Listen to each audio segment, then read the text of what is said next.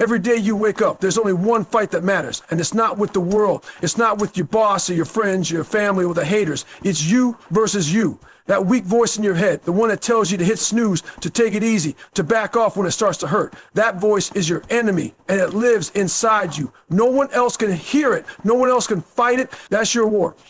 Every rep, every run, every early morning and late night, it's all a battle against that part of you that wants to stay average. The part that craves comfort, loves shortcuts, and hates discipline. And here's the truth most people run from. You've been losing that fight for a long time. You've been letting that voice win. You've been letting the weaker version of yourself make the decisions, and now you wonder why your life feels stuck. But there's another side of you, a savage, a machine, a relentless, obsessed, locked-in version of yourself that doesn't make excuses, it makes progress. It doesn't care how it feels, it does the work. That version of you doesn't need motivation, it runs on purpose. But you'll never meet that person if you keep choosing the easy road. You have to suffer, you have to struggle, you have to look your weak self in the face and say, not today. That's how you win. Not with talk, not with hype, with consistency, pain, and ruthless self-discipline. The world doesn't owe you anything, and neither does the strong version of yourself you want to become. You have to earn that person every single day. So stop lying to yourself. Stop hiding from the mirror. This is not you versus them. It's always been you versus you. No one's holding you back more than you. Not your boss, not your friends, not your past, not the system. You. You're the one hitting snooze. You're the one making excuses. You're the one saying, I'll start tomorrow, and stacking up days, weeks, years of potentially you never claim. Most people don't fail because of some external enemy. They fail because they keep quitting on themselves when things get hard. You know what needs to be done, but you negotiate with weakness. You let comfort call the shots. And then you blame the world when you don't get results. The truth is brutal. You are both the problem and the solution. The same person who wants success is the same one sabotaging it. With laziness, with fear, with that soft inner voice that tells you you've done enough, when deep down, you know you haven't even scratched the surface. The scariest enemy is the one that lives inside your own head, because it knows all your weaknesses. It knows exactly where to strike. It whispers doubts when you're tired, justifies quitting when you're close, and makes failure feel comfortable. That voice, it's killed more dreams than rejection ever will. You don't need someone to stop you. You've been doing that job just fine on your own. Every time you settle for good enough, at least time you run from discomfort.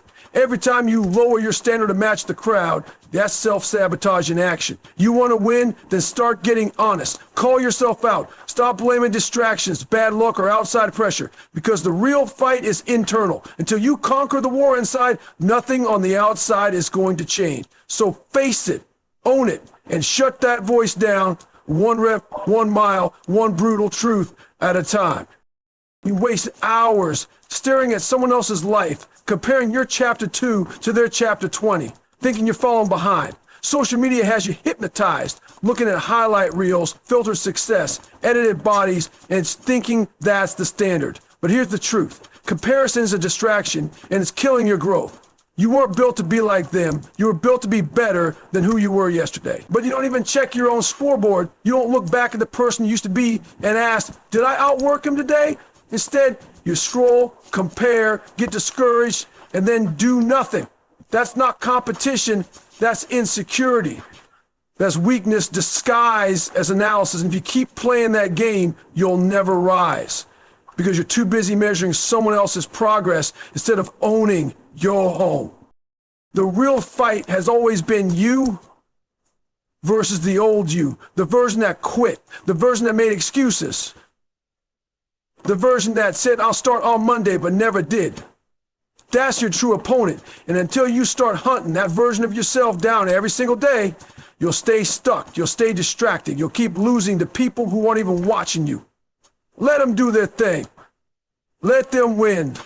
Let them pose. That's not your focus. Your mission is personal. It's internal. You have to be obsessed with outdoing the person you were last week, mentally, physically, spiritually. That's how growth happens. That's how transformation happens. You stop comparing, you stop scrolling, you put your head down, lock in and say, today I kill the old me and tomorrow I kill who I was today. That's the only race that matters. Everything else is no ice. You don't need motivation, you need discipline. But discipline isn't something you show off when it's convenient. It's not a once in a while grind, a good week at the gym, or a couple early mornings. Discipline is a lifestyle, and too many people confuse occasional effort with commitment. You're locked in on Monday, but you're slipping by Thursday. You wake up early for a few days, but the first time you feel tired, you hit snooze. That's not discipline. That's negotiation. That's weakness disguised as balance. And here's the harsh truth. Inconsistency is the fastest way to stay average. It builds zero momentum. It produces zero results. It's how people spend years trying and never actually evolving. Discipline only counts when it's uncomfortable, when it's cold, when it's boring, when no one is watching. That's when you build the kind of mindset that doesn't break. You say you want greatness, but your actions don't match your mouth. You keep quitting on routines, abandoning structure, breaking promises to yourself. And every time you do that, you train your mind to accept failure. You teach yourself that it's okay to let yourself down. That's dangerous.